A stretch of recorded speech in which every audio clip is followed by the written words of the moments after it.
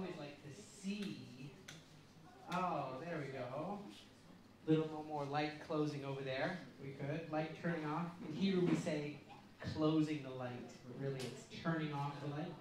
How do we turn off that light, Eric, right there? Touche. Touche. Well, Shabbat Shalom to everyone. Shabbat Shalom to one and to all.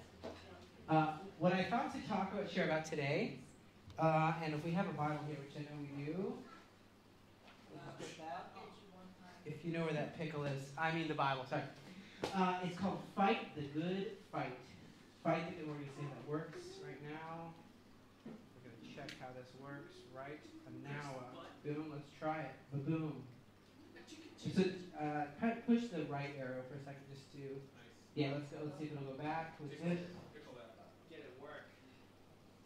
Yeah, I don't know. Oh, there, it went back. I did it. Okay, perfect. Welcome, Shabbat Shalom. Shabbat Shalom. So, fighting the good fight. You see what's on that picture over there? There's a bunch of little squares, but forget that. There is a picture of people fighting a fight. Fighting a fight. That can be pretty scary. Has anyone here been in a fight before? In a fight? No? Yes? Yes, me too. Pretty scary. Pretty scary. So I just want to open with prayer and see if God will give us his wisdom on what Paul wrote in the book of Timothy about fighting the good fight. Lord, we thank you that we are in a war, but you've already won the war. So we just pray, Lord, you'll show us what it means. What is our part then? How do we fight the good fight, like Paul says, and stay the course, keep the faith? What is that all about? Are we fighting the wrong fights? Are we involved in the wrong fight? Do we need to fight the right fights? What does it all look like? We just pray you'll show us, Lord. Give us your mercy and help us, guide us. Let us have more of your heart, more of your strategy this Shabbat. We pray in Yeshua's name. Where did you put that Bible, Terry? I didn't see. Where did she put it? Oh. Okay. Fight the good fight. You guys heard that there's some sort of big spiritual battle going on this Sunday. I don't know if that's real or not real, or true or not true. You guys heard about this big thing on Sunday? It's going around everywhere. It's all over the United States, I know that for sure. It's probably, what it would seem to me, is that the military of Israel wouldn't allow a bunch of foolishness, a bunch of Temple Mount disorder. So I don't really think it's true, that's me, that there's something this Sunday called a spiritual battle of followers of the enemy of the devil trying to go to Jerusalem, our capital, and declare a new world order or some kind of foolishness. I don't know if you've heard of this stuff. I'm believing that, of course, the government wouldn't allow some kind of crazy stuff. They're always anti all kinds of crazy going on to disrupt the status quo. So I think it's kind of a big sham. But, so we said, okay, this is always interactive, so has any of us been in a fight before? I'm not saying a brawl, I'm just saying a fight. A battle, a war, a fight. Gets pretty scary. Aha! Someone in the front row has been in a fight. I've been in a fight before too. Anyone else here? Don't be ashamed, don't be ashamed. This sermon is called Fight the Good Fight, so don't be worried about it. No judgment on that. Have you been in a fight? Okay, I have too. Really scary. I've been in a few, not of my choosing. Not of my choosing. But indeed, sometimes there's an enemy that wants to shut you down. To shut you down. And you have to seek for God's blessing in order to not be killed and pray for his protection. Some people fight for things they shouldn't be fighting. It's called the wrong fight. I don't know exactly what caused this office dispute here. This is for filing reports. Well, bam, she filed the wrong report right over there. I don't know what people are debating about sometimes. Some people will take a stance, though. You know what I'm talking about? Have you ever met someone who takes a stance and says, I'm standing my ground on this one. I am standing my ground. But are you sure that that's really a fight you should be fighting? Or do you even know what you're talking about? Listen, I know what I'm talking about. You're wrong and I'm right. You're wrong, I'm right, and I'm going to stand my ground on this one. I'm fully sure of this one. Yeah, is that really her fight to fight? Have you ever been in a fight and you're not sure if that is your fight to fight? Yeah, I can do it. Oh, too sure. So, you don't always know. If you're going to fight the good fight, then you want to be fighting the good fight. Hey, shalom, Deanna. So we prayed for the kids. You can. So do you want to? Who here wants to fight the good fight and not fight the fake news fight? יש לך? שמת? Okay. Who here wants to fight the good fight? I hope that we do. There was some. Have you ever studied the history of China, history of Japan? Matthew Perry, Black Ships, Unequal Treaties. Anyone studied the history of Japan a little bit? Touche. No, that's Mao is China, but you have here samurais. This is Japan, and they said we are going to fight against Matthew Perry's Black Ships. You remember the Black Ships? They showed up from the west, and they decided to conquer Japan. Never before been conquered. And they said, we, the samurais, are invincible. We are sword fighters. We're invincible. Anyone you know this stuff? And the only problem is the other side had guns, and they only had swords. But they said, we are going to fight the good fight. We're going to keep the faith. We're going to run the course. We're going to stay the course for the emperor. For the emperor. Okay. Maybe that's a good fight. Maybe it's not. Very glorious, but they got shot by machine guns. The last samurais, I don't know if you know this history, were killed by Matthew Perry's Black Ships, turrets, and cannons. But they fought valiantly. I'll give them that. That's amazing. It's amazing. Samurais. It's amazing. Now, back in the day, the only way that you were able to fight was with swords. Do you know this? Do you know how scary it is to have a sword stuck into someone? They didn't have guns. They didn't have a button to push. They didn't have anything. They would just literally take up a sword. You know the Three Musketeers? Have you ever heard the story? And there's a fourth one, D'Artagnan, and he wants to join Athos, Porthos, and... I forgot his name? No, D'Artagnan wanted to join Athos, Porthos, and... forgot his name. And long story short, they were musketeers, and they probably had muskets, but they were mainly known for fighting with swords. This is the sermon right now we're talking about is fighting the good fight. A fight. You know what? I should almost see if I should demonstrate what a fight is. A scary thing. Do you know what a fight is? Being in a fight. Do you know that we're in a fight in the spirit right now? We're in a real fight. You know what? I'm gonna have to show you guys what a fight is like. Hold on. See if I can. I don't know if I have out here a thing. I'm gonna check for a second. See what I got out here. So this is an example of a sword. Just as an example. Now, I don't have anyone here that wants to fight me, but this is a great defense against a fight. If you had an actual, so if you had someone who wanted to actually fight you, then you would be able to defend. Oh my, what in the world? What in the world's going on?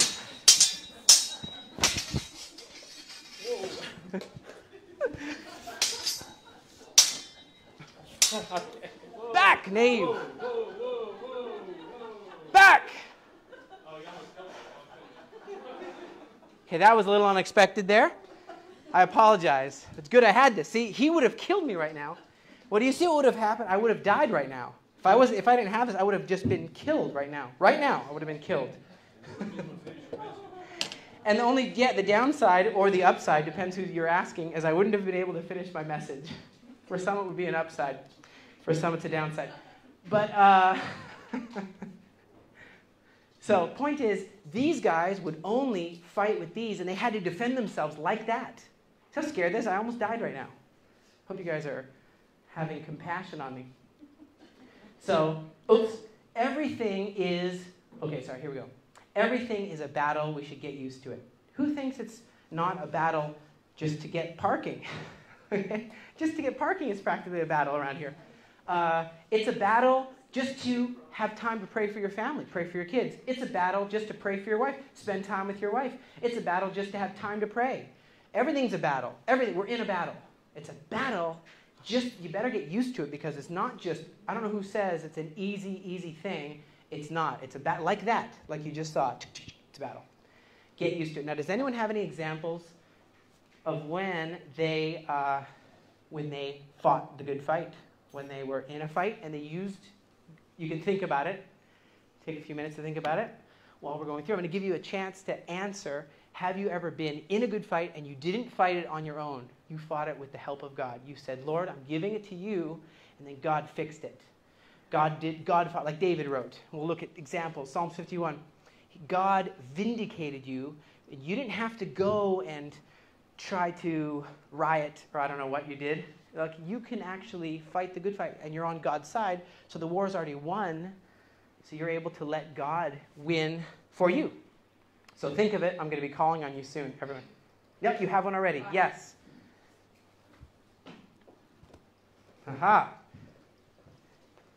Oh, he's coming back. Son of a... He's coming back. Well, when Eric and I tried to open the Galilee Experience, we believe it was a God-given idea, but we had to fight the city of Tiberias. They would not give us a license to operate. That was what we were faced with. We were all ready. The whole thing was ready. We had the place in order, and they refused to give us a license. The mayor of the city said, "My hands are tied. I can't do that. You have to take me to Supreme Court." Just getting started. I don't know if anybody knows what that's like to go to Supreme Court when you're talking about as far as money. Yeah, but we had to pay for it, Rebecca. We were, you know what that's feeling. Okay, but we didn't have the money to go to Supreme Court. And God raised the money through a series of people, and we went to Supreme Court and presented our case, probably with the best lawyer in the country. And within 3 minutes, when they heard our case, they said, "Case dismissed, you won." We knew that it was Wow. God. Yeah. Praise the Lord. 3 minutes, it was over. And we have a forever license is what we got for that. But we fought the fight. We really fought it. It was almost a year that we fought. So. All glory to the Lord, the sword of the Lord and of Gideon. Hallelujah! That's like King David. Could King David have won the battle against Goliath? Probably not. Because, I'll do Trump hands, because he trusted in the Lord. Okay. Do you know that Joshua had to fight for Aliyah? He had to fight for the Aliyah, for his Aliyah papers. He had to really fight for that, including some controlled demolition, including a lot of different things, including a little time warp with the sun standing still, including a lot of things. But he had to really fight for his Aliyah. And still to this day, I believe we have to fight for, even to live in this land, even to find parking. Even to find parking. Everything's a fight. You just got to get used to it. If we think it's going to end, if you want to have time to build yourself in the Lord, to pray, to go on a camping trip, to go to the mountains, to go somewhere, to just pray, you have to fight for it. It's not just going to happen. And you'll be stuck in one place the whole time because you didn't fight for that time. You have to fight. It's like a fight. Everything's a fight. I'm not saying I like this. I'm just saying this is a reality. What about our neighborhood? Are we prayer walking around the neighborhood, around the religious areas, around us, saying, I'm fighting for my neighbors. I'm contending for the peace of this. Going around the borders. I know some people have been hitting up the borders quite a bit here, or used to be, continue to be, going to the borders. Lord, we're praying for these borders. We're praying for your will, for your peace. Are we fighting for our nation? Are we fighting for our destiny? We know God has a destiny for us, but you know what? It's not just going to happen. There's always going to be things trying to stop it from happening. Elements, beings that are going to try to stop it from happening, from our destiny happening. We might get second, we might try to be pushed into second best. God's, permissible versus, what did Jeff Foreman say? Permissible versus perfect will. We might be pushed into the permissible will. No, we want to have the perfect will. Yeah, our kids. You have to fight for that time because it's just not easy to even have time to pour into your kids. Some of us here are having kids sometime soon. You have to fight for... you got to fight... No, what? Oh, just kidding. No. Actually, No. Newsflash. No. Now, how do we fight? Who can give me examples of how we fight? How we fight? Sword. I hear sword in the back for $2. For $2. Swordsman in the back says with a sword. Sword of the Spirit in the back for $3. Wow. Sword of the Spirit, which is? The Word of God. Okay, with the Word of God and? Prayer, okay, yes. This is how we fight. Or do we fight with our fists? Is that what we do? Do we fight with our fists? Maybe sometimes you might need to, but is that our number one method, is using this sword? It's not. Worship? Oh, I like it. We're in the right room. So animals, they only fight with pointy things like swords. That's the way the animals in the desert of Israel fight, only with pointy things against other ones. That's the only way. Are we that level? Are we the level like them? Nothing against you guys. You guys are looking good. No offense. I'm an animal lover. But that doesn't mean that we have to be able to have God's strategy. You know, there's a thing in a fight called technical strategy. Like, for example, some people do a hook. They do a lure. They do an arm twist. They do what is that called? There's all kinds of different moves and locks and holds. Blitzkrieg, but no, that's in chess. But there's different strategies of fighting that you can have. I read a book, or read some of it. I don't know if any of you had to take this as an elective in your university. Anyway, Sun Tzu, he's a Chinese guy who wrote a book called The Art of War. Deanna, did you have to read that? Oh, yeah, I heard that. Good to see you. Yeah, so you have to read that in some universities because he wrote a bunch of stuff about how to win a battle, win a war. There's technical strategies to it. In the Bible, there was a technical strategy that's called send the worshipers ahead. That doesn't sound like such a great idea. Let's send the musicians ahead. That's how we're going to win the war. Let's send the musicians out. Imagine a military meeting, and you got Joshua, you got a bunch of generals. Here's the plan. We're going to flank to the right, then we're going to burn them. Here's an idea. What if we just send the musicians out? The musicians ahead. Is that really? Because it's not, this is how I fight my battles is not the way you think. This is how I fight. And if you can't read this, that means it's good. Choose your battles. It's like choose your battles. And only fight the important ones. Choose your battles. Someone wise told me that once. Choose your battles. Choose your battles. You can't fight everything all the time. All right, so the army uses strategy. The army, as we know, Moshe and I and others here, were trained in different tactics, right? Like sir lachatz and things. There's strategy. You don't just run, ooh. No, there's strategy. Okay? There's strategy. And God's army needs to use a strategy too. You don't just, I'm going to go and fight everyone, all the time. Okay? God uses strategy in his Bible, and it says in his word that Joshua used his strategy, Ord Wingate. You remember the guy who trained Ord Wingate? Everyone knows Ord Wingate, who trained the Palmach, the Irgun, the Lechi, the Haganah. And he used the Bible strategy to go where the water sources are, unlike the Crusaders who were cut off from the water sources by Saladin or Salahadin. So different people have used biblical strategy. We should use biblical strategy if we're going to fight the good fight. Again, who wants to fight the good fight here? Well, at least we have we have the majority. We have the majority, democracy. Most here want to fight the good fight, and that's good. Now here's the thing. This won't be a long message. Matthew chapter 5. I tell you not to resist an evil person. Wait, what? Wait a second. If someone slaps you on your right cheek, turn to him the other also. Very interesting. This doesn't sound like a very good strategy if you ask me, but this is something Yeshua said though. He said, now I grew up in a thing called non-resistant. Could you quickly find out if this guest needs to? We were called non-resistant growing up. We were non-resistant growing up, which means that our dad said, if someone comes in to kill everyone, that I'm just going to say, hold on there. Would you like to have a good old-fashioned dinner first?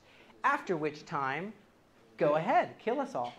So that is what my dad got this from years ago, from Matthew 5, which is a great Sermon on the Mount, However, we realize that it does say in the Bible, do not commit murder. If you don't commit murder, it says do not commit murder. It doesn't say do not kill. So defending the defenseless in the defense force is actually good. That's a good thing, to defend the defenseless and defend the innocent in the defense force. That's actually a good thing. But here it says do not resist an evil person. And I think this has to do with the person of faith. So we were raised like that, non-resistant. And if someone's attacking you because of your faith, so that's a different story. If someone's attacking you because of your faith. Okay, now a long time ago, I won't tell you the exact circumstances. You can ask Deanna if you want. But there was a pro-Israeli wrestler in the United States at one point in my life that I met. He had won a lot of championship medals, a lot of medals. I didn't know this. He challenged me to a wrestle in a public area. And now I'm not saying that I fought. It says fight the good fight. I don't know if this was an example of fighting the good fight. I think it probably was not. But he said, I challenge you to a wrestle. I'm going to pin you in a minute. I'm going to pin you in a minute. And so, because he won all these medals, he was number one in Israel wrestling. Number one. He was at one time, at one point, he had won the medal of the championship. I had no idea about this. I just said, oh, a guy wants to wrestle in this living room. And I thought it was just going to be fun. Turned out it was extremely intense, like extremely locks, holds, tricks, tactics, choke holds. He was a pro. I didn't realize that. But still, he wasn't able to beat me. He got me pinned a few times, but I managed to escape. The important thing, I thought about this a lot. I thought, was that really fighting the good fight? How many of us have been stuck in situations where you're not fighting a good fight at all? You're fighting a foolish fight for no good reason. You're almost like these two animals here, just fighting not the good fight. We want to be fighting the good fight. Do you want to die for the wrong fight? Do you want to fight the wrong fight and perish fighting the wrong fight? No, you don't. No, you don't. You want to fight the good fight. Okay, what did Paul tell Timothy? Who was Timothy? I'll introduce you. You guys remember who Timothy was? Yes. If you can give me 3 facts about Timothy, then I won't have to continue. 3 facts. He was young. Okay. He was a disciple of Paul. Paul brought him to the Lord. Yeah. He had a Mother and grandmother. Okay, name his grandmother's name. What's his last name? Luis. Okay, Louis. I heard Louis for $1. Eunice for $2. No? All right. I'll have to introduce him to you then. Endure hardness is what Paul told him. Endure hardness as a good soldier of the Messiah. Endure hardness. A lot of people don't have this in their mind. We have to go through hard things, like carrying a stretcher through the mud for days and days and not sleeping for weeks and being under fire of the enemy, bullets, okay? That's what he's saying. You're going to have to endure hardness, Timothy.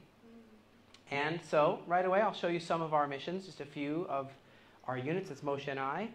So this is enemy stuff. We were able to find find some of the enemy's stuff here. You want to click to the next one? I don't know why it's not clicking. You can see different Kalashnikov rounds. You got all kinds of bomb vests. This is a bomb vest to blow up the soldiers at the checkpoint. These are filled with explosives. These are grenades to throw on the soldiers. So you find these, and these are like C4, but homemade. So you can sort of see the different, let's see if it'll click next. Click next again. So of course, you know, some of our training, just leave it here, is going to remove some of these threats from reaching soldiers of Israel and the civilians of Israel. And yeah, just leave it. It'll load. It'll take a while because the internet's a little slow. But what it is this is, of course, me. And Moshe does the same thing. So we go and we provide the cover fire, and then they advance. This is just training, obviously. So that is how it looks when you are in how a battlefield looks. So you go ahead, you lay down cover fire, the rest have to advance after you, and it's really scary to be the first person to stand up and provide cover fire because you have all the enemy soldiers trying to kill you. All the enemy soldiers. You're the first person to stand up, provide cover fire, and then they advance. So my point is, if you're defending the defenseless in the defense force, you are fighting the good fight. Still, though, we're not getting to the fullness of what he's talking about. That's good. Defend the defenseless. Okay. But you can't just go. I'll start with this. Famous last words. All right, son, there's going to be a citizen's arrest. This is going to be epic. Check this out. There's going to be a citizen's arrest. Okay, well, famous last words. No. You have to actually be commissioned like by the queen knighting you, or by your officer, or by the congregation. You should be commissioned by your congregation. So you have the backing. So you have the prayer backing. So you have the people backing you. You shouldn't just run off on your own. That's not a team. That's not how you fight your battles. You need to be a team. You need to be prayed over. Paul told Timothy, I'm going to lay hands on you. Okay? I'm going to lay hands on you, and then you're going to go forward after Paul laid hands on Timothy, right? Remember that? He tells him, fight the good fight for the true faith. Hold tightly to the eternal life to which God has called you, which you have declared so well before many witnesses. So that's what I'm saying. He first declared it super well before many witnesses. He got the backing, he got the commissioning, and then he went forward. And to answer whoever asked, or whoever was trying to find out who he was, Paul called him my son. He wasn't really his son, by the way. I don't think Paul had any children or was married. And what it was, though, is he was really the son of Eunice, who was a Jewish woman, and Grandma Lewis. Who said it again? Someone said Lewis. Great job.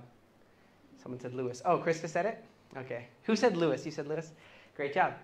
So, and they lived over in Lystra, where Moshe and I went. It's in modern day. It's called Anatolia. Has anyone been to Anatolia? All the Israelis go to Anatolia, Turkey for vacation.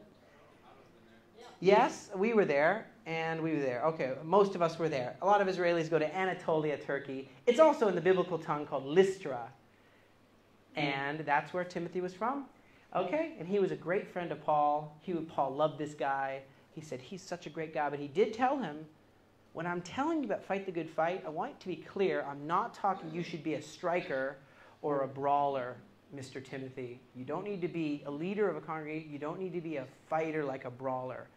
But yet he loved to use these sayings like, I don't fight as one who beats the air, but I hit my target.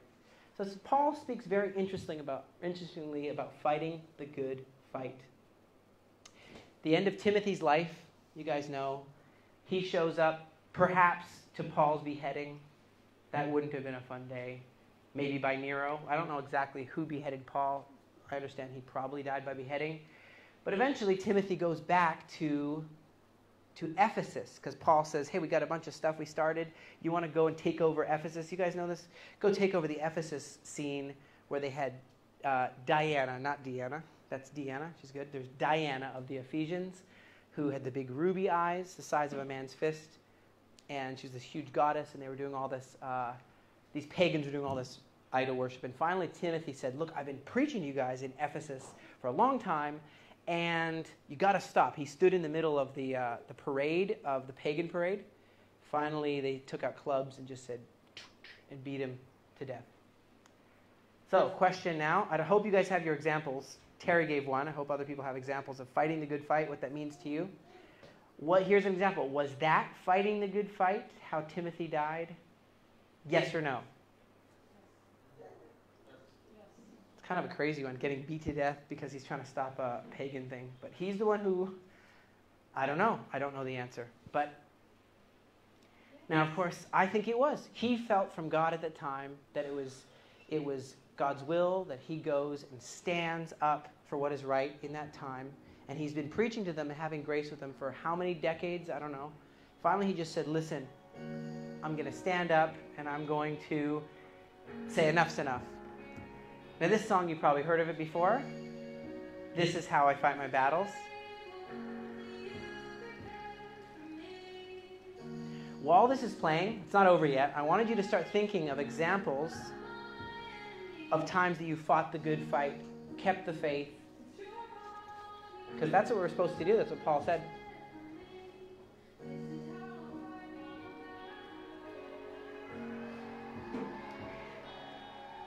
Do we think it's by our own strength that we're ever going to win a battle? Look at Joshua. Look at Gideon. Look at David and Goliath. Is it because of our own strength that we're going to win against whatever's coming, perhaps soon in this world? I don't know what's all on its way. I don't know what COVID's really about. I don't know what all this stuff's really about. But are we willing to fight in his way, though? That's the big question. Are we willing to fight in God's way? I believe you've overcome.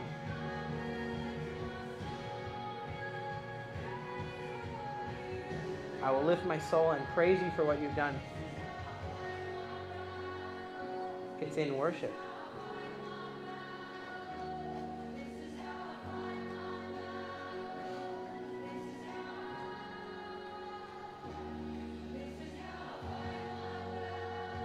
We don't want to get pulled into a bad fight. Some people want to say, take my fight. I have been hurt by someone. I want to give you my pain. Fight my fight. I don't think that's what we need to be doing.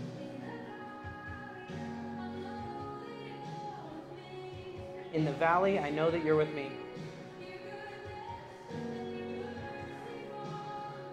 Fighting the good fight.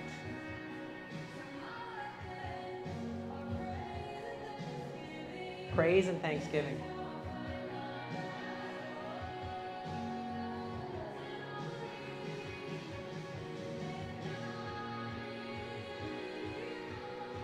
I believe you've overcome.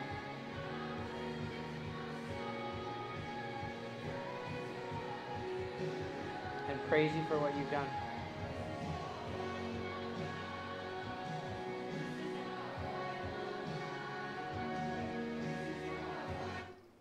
We could listen to that for sure. But we have to fight for our identity. Part of our identity is we're no longer slaves. We're no longer slaves in Egypt. We are free people now. We're free. A slave fights in a different way as a free person fights. Galatians 4. We're no longer slaves. We're sons and daughters.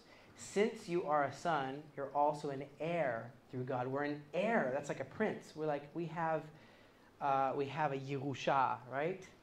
A Yerusha. So I think we need to, when we're about to fight, to understand how would a prince approach the situation and how would a slave approach the situation.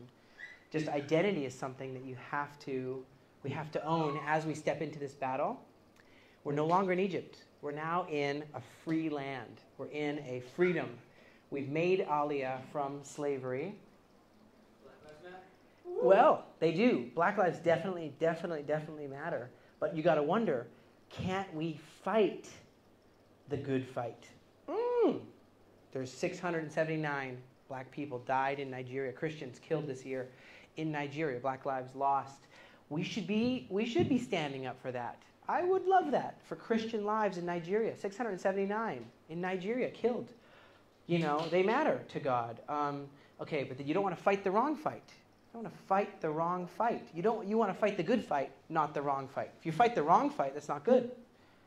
You're not fighting the good fight, are you? If you're fighting the bad fight. Okay? Pretty simple.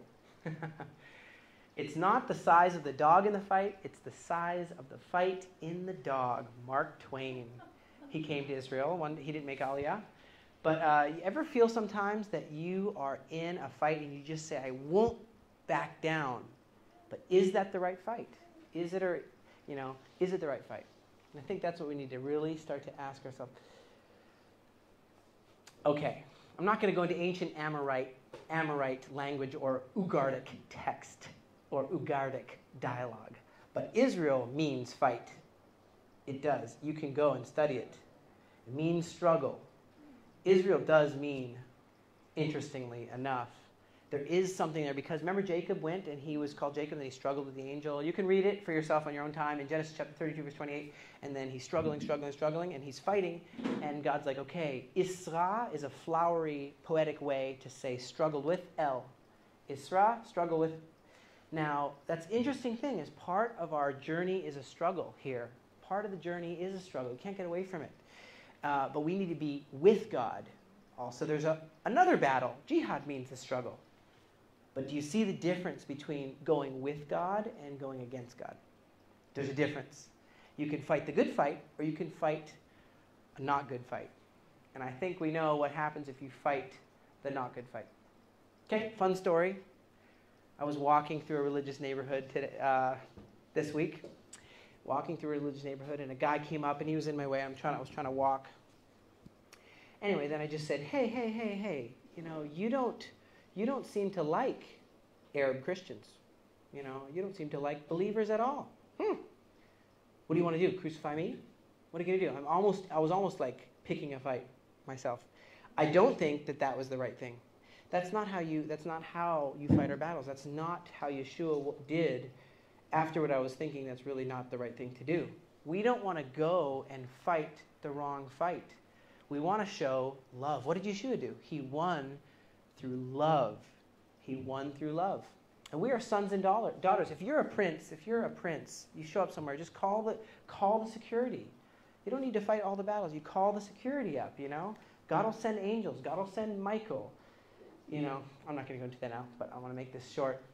I will say I was reading Galatians 4 and talking about the difference between fighting your battles as a son and fighting your battles as a slave. Fighting your battles on Mount Sinai versus fighting your battles on the Temple Mount. There's a slavery mindset and there's a freedom mindset. There's a slavery mindset and there's a freedom mindset. It's a lot to get into, but that's what Galatians talks about. If we know that we have the power that Elijah saw on the walls, remember? The angels, he said, open his eyes, my servant's eyes. Remember this? Open the eyes of my servants. Anyone? Oh, some people. Good. So that means that we have that same power that's watching over us. You know, we are Yoshim. We are heirs according to the promise. We're sons. There's battles we don't have to fight, actually.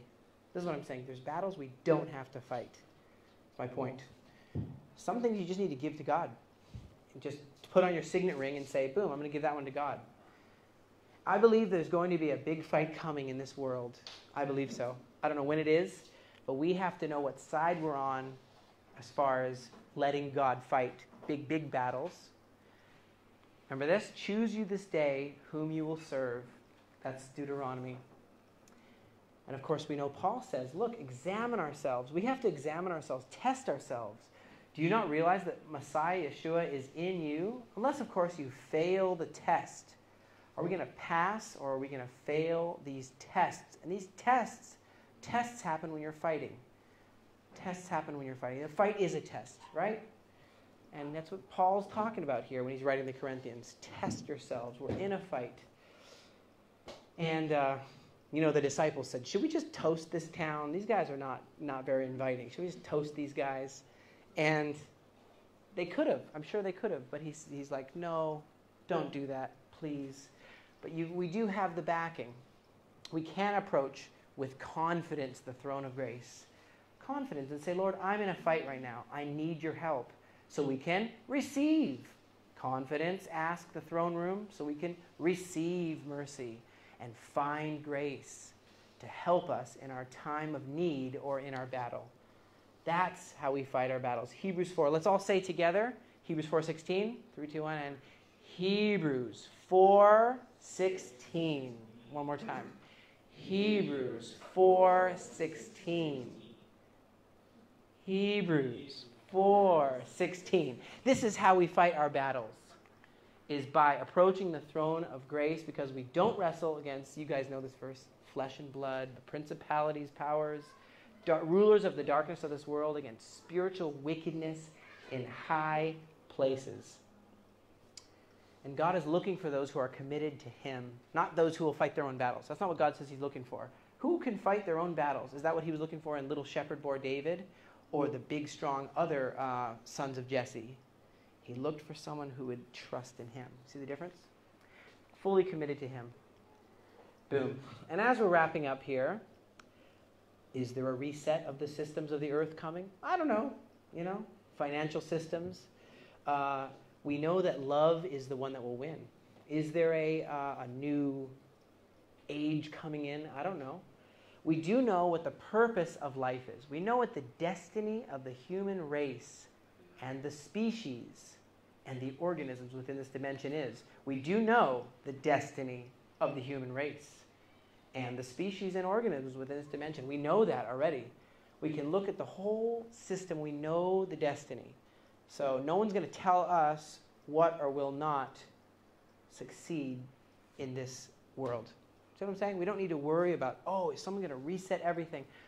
We already know what everything is about, with the photons, the leptons, the Higgs boson.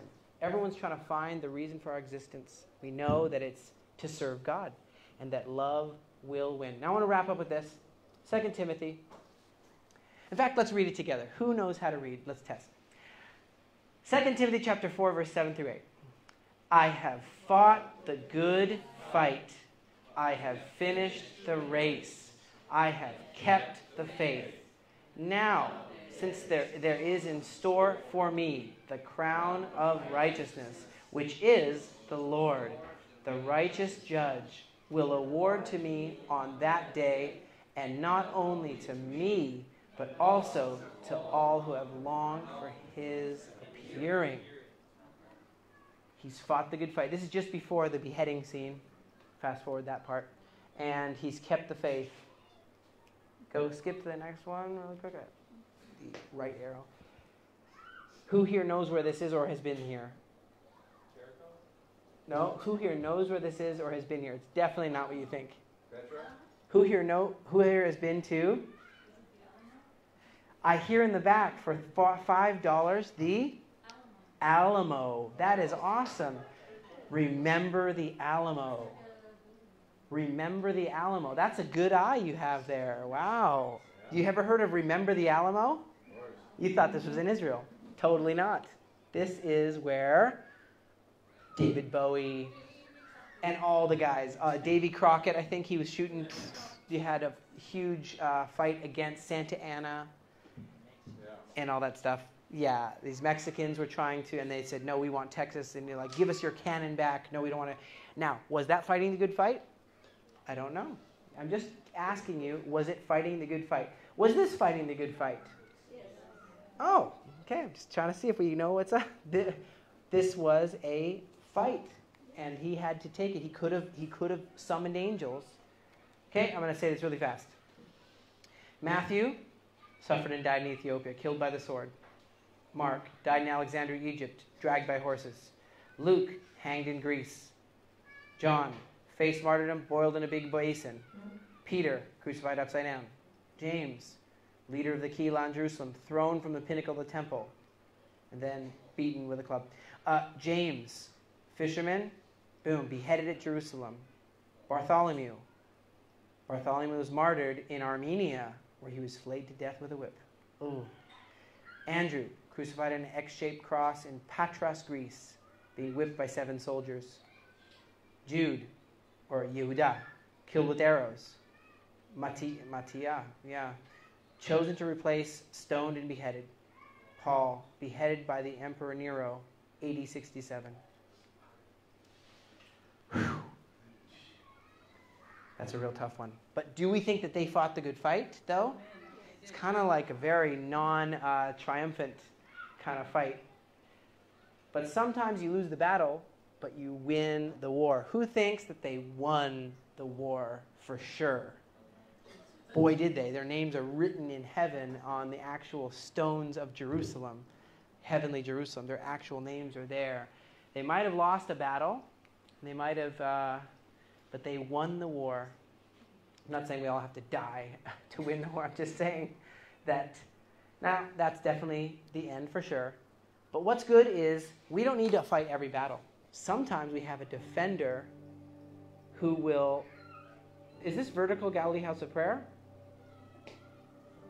No, I think this is IHOP, perhaps. Looks almost like Vertical Galilee House of Prayer there. But anyway, point is... down there at the Aliyah Return Center. But the point is to win my war.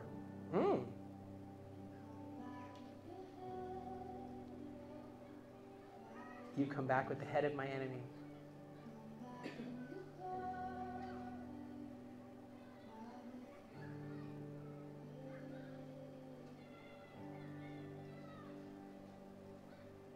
Song called Defender.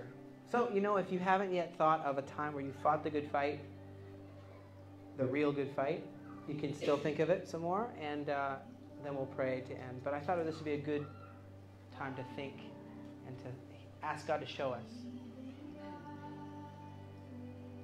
We believe in God to win my war. Or do you want to fight on your own? Is that what we want to do? We want to fight on our own? No. Thank you. Thank you very much, Ryan. And it's also really very timely that we are in a battle, and Israel is in a battle. Like in Ezekiel, it's amazing that after they were coming out of death, it says they were immediately an army. They didn't have time, like Israel came out of the Holocaust, immediately they were involved in a battle here. So they were raised and immediately they were an army. Now we have communion, and this congregation is one of the few in the whole country who has every week communion. That's not a lot. The congregation in Jerusalem has it too, but I